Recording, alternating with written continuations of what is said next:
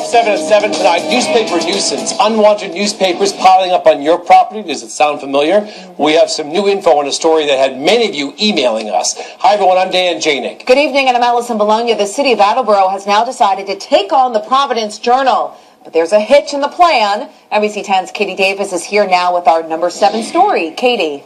Well, Allison, the city of Attleboro sent this cease and desist letter to the Projo last month, but the newspaper says it has a First Amendment right to distribute those circulars. So now the city is trying a new approach. You can see the orange bags in driveways and on sidewalks. Some homeowners say they're nothing but a nuisance. My only wish is to have it stop.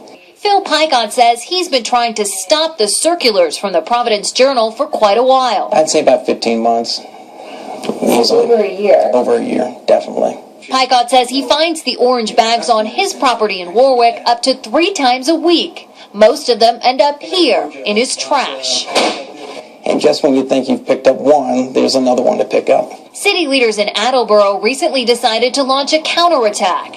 The city's health agent sent this cease and desist letter to the Providence Journal in February, but the newspaper fought back. Lawyers for the Projo sent this letter to the city of Attleboro. It says the newspaper has a First Amendment right to distribute the circulars. It also says if the city of Attleboro continues to try to stop the practice, the Projo may file a lawsuit.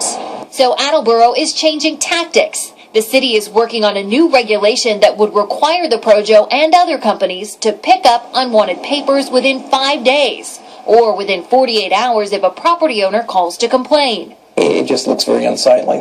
Picott says he was promised the circulars at his property will stop, but he'd like to see a similar regulation where he lives. Enough is enough. And NBC 10 has also learned that Warwick City Council is now looking at an ordinance there. City leaders tell us they have received at least 10 complaints about those unwanted newspapers from Warwick residents. We also contacted the Projo today and their lawyer. So far, we have not heard back from them. I'm Katie Davis, NBC 10 News.